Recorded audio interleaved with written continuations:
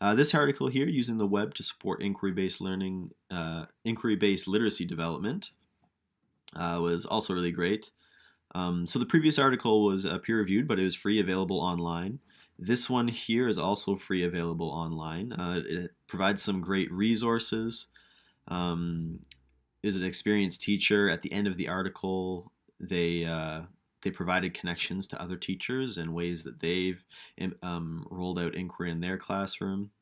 This one was specifically geared toward literacy development. And the main thing I pulled out of this was kind of just dispelling my own natural need to have things streamlined or things be done a certain way. When I was in school, everyone handed in an essay, or they did a test, or that sort of thing. So other than all the tools and resources that I pulled out of this, they had a great website.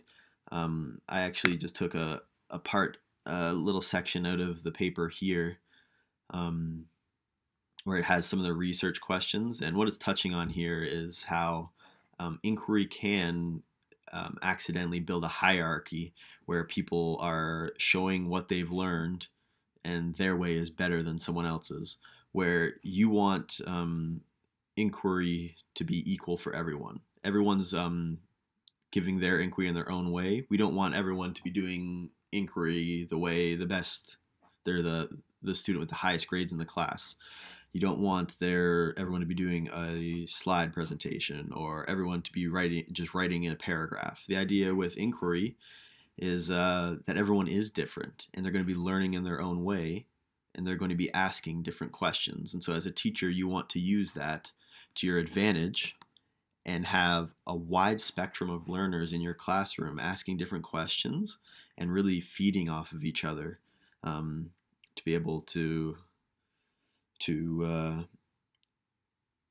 really cast a wide net and get the most information possible, and really show a many unique ways to present the information as well. I think is what we would be looking for, rather than a very stagnant version where everyone presents the same method.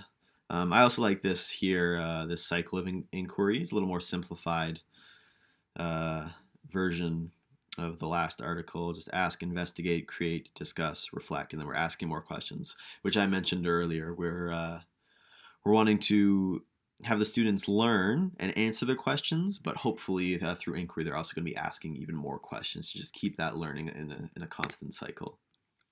This one here was I'll just read the title: Living Inquiry, Learning from and About Informational Texts in a Second Grade Classroom. This was also a peer-reviewed article. However, it's not free and available online. I actually had to go through the Brock Library. I think I went through the Wiley Library database in order to acquire this article. Um, and this was kind of an even further zoomed in version of what inquiry looks like in the classroom. The teacher was kind of speaking on specifically informational text, which for me was which not made it less valuable, but which kind of limited the text because it was specifically about informational. But there was quite a few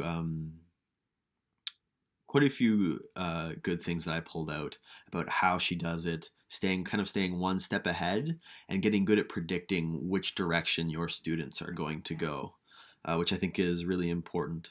And what I would be hopefully setting up for in those first couple months, and kind of really getting to know my students, learning kind of their thought patterns, what direction they're going to go, and being one step ahead of them.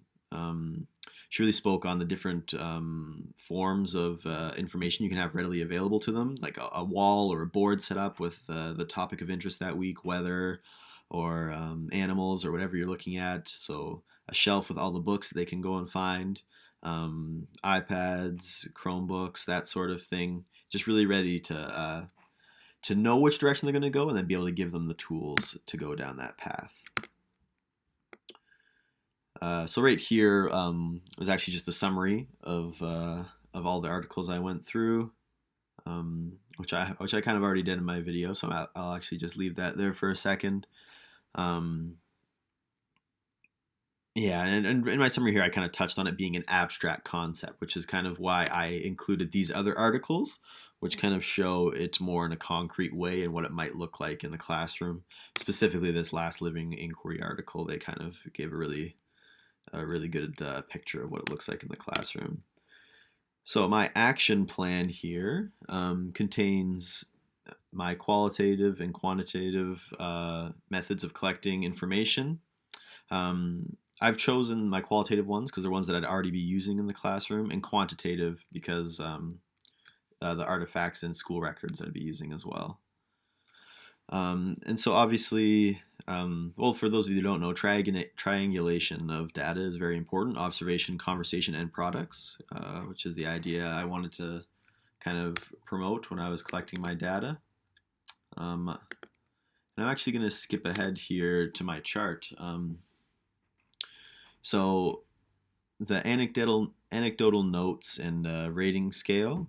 When I'm looking at these, I'm kind of looking for if my students understood what they were doing, if they're able to demonstrate what they had learned, if they're able to repeat it, and and those are really actually the main two that I'm looking for. Did they learn, and are they effectively able to present it? So as I'm going along, I'm looking at if the inquiry is actually setting in, if they're acquiring information and able to present it. And as well, the other thing I'm going to be looking at kind of for the student interviews and student journals is over the course, was the timeline kind of on par?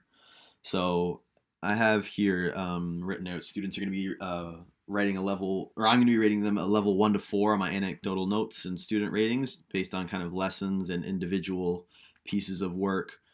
Are they taking in the information? Are they learning new methods to find information, and are they able to answer it back? And as I release kind of from controlled inquiry in the first couple months, and then going into guided inquiry, guided into controlled inquiry, I think is the steps. I'm kind of keeping an eye on if they're able to do it. And as I release the inquiry to them, where they can kind of make more and more choices in their inquiry-based learning, if the timeline is on par for them to be able to do that, or if I need more time in the beginning in introducing my students to it for the following years.